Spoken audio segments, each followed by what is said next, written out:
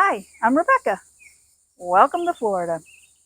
I'm out here today in Melbourne on the Indian River, a little park, and this is where I was going to film the Artemis 1 going up this morning. However, they had some technical difficulties and it is not going up. Next possible launch date, I believe, is Friday, the 2nd.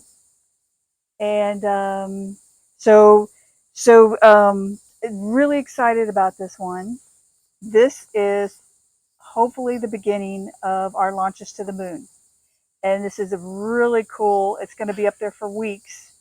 It's going to go up. It's going to, they're calling the cubesats. It's going to, um, at 3 different points, I believe, it's going to be launching these cubesats out. They will also go out. They will orbit around the moon. They're experimental. Some land on the moon. Some will orbit the moon. They're all doing testing for a future lunar base. Very cool. I want to go. So this morning they had a few problems. I guess engine 3, that has 4 engines. Engine 3 would not cool down properly. They need to chill them down and to the proper temperature, and then they fill them. They've got the hydrogen tanks and the liquid oxygen, the LOX tanks, and the hydrogen those tanks have to be cooled down to the proper temperature. One of the tanks would not cool down, so they had to scrub. But it's disappointing. But I'd much rather them take care of things than take a chance. So this is the first of many planned launches. And so here we get kind of a little complacent about some of the launches. I mean, if I hear one going off, I run outside and I go, anytime a rocket goes off, if we hear one, we run outside in the yard and we go watch them go up.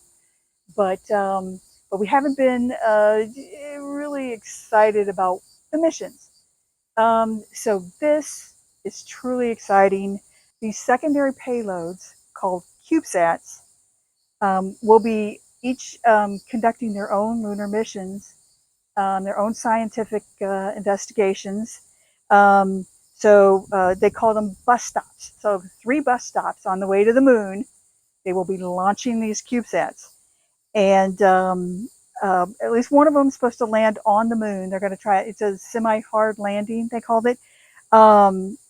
And that will be our first piece of equipment on the moon. Recent.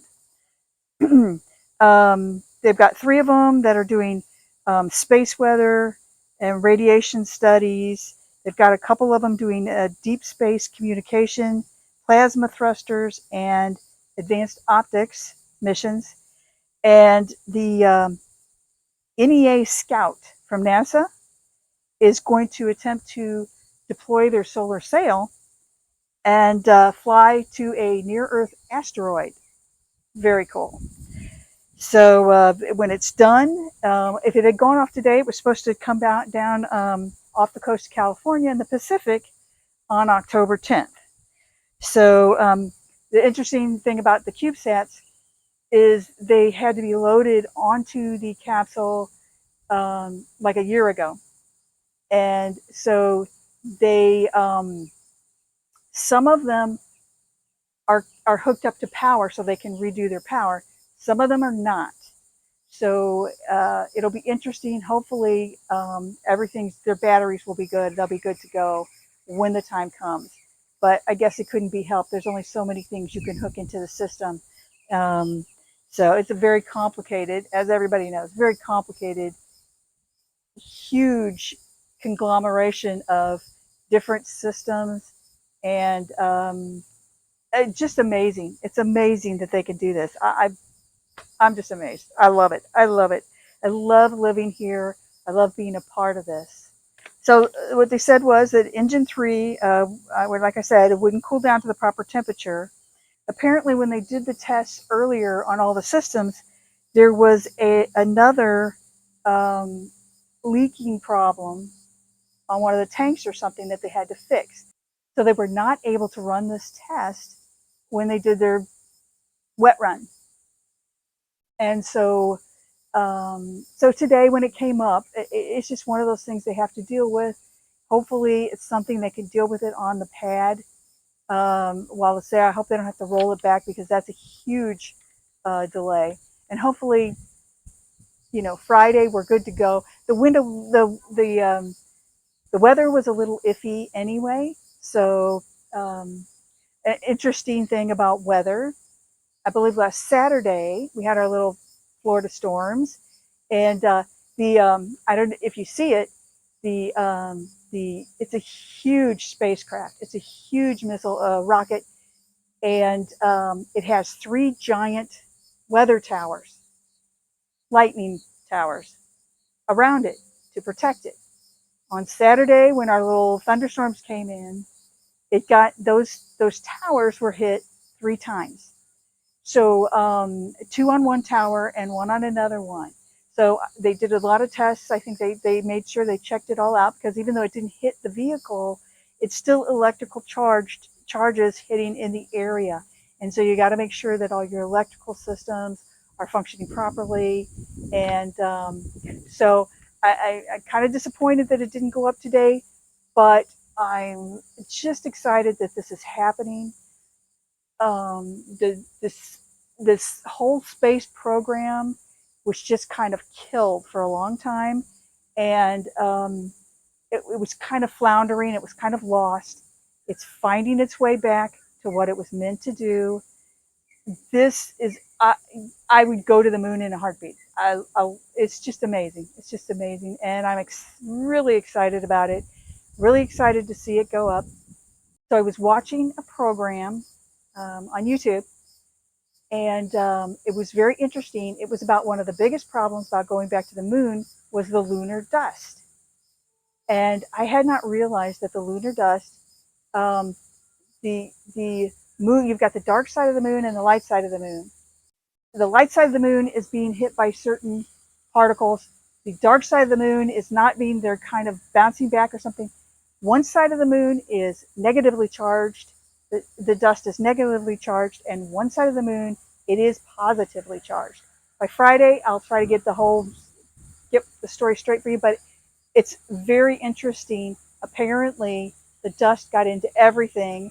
It sounds to me sort of like volcanic dust. It's like got, because the micrometeorites and stuff are hitting all the time, it creates heat. The particles become like shards of glass, and they got into everything. And when they were on the moon, the dust became a very big problem, leaky suits. So apparently they came up with some carbon nanotubules that they worked into the suits to create a charge to repel the charged dust particles, so that they can use these suits for a long time, because they had, I don't remember, 11 missions or something, 11 times out or something. The suits were just falling apart, and the dust was into all the machinery and all the suits and everything. So I did get a new microphone, so hopefully you'll be able to hear me and not so much of the background. My little beach video where I seasoned my gold pan was a little high on the wave noise and low on the voice, but it's okay. I'm learning. Thanks for watching. Hope you have a great day. I'll see you soon, I hope. Watch, like, subscribe if you're so inclined. Thank you. Some beautiful apartments out there on the river. We're looking at, there we go. There's the causeway. Goes across to Melbourne Beach.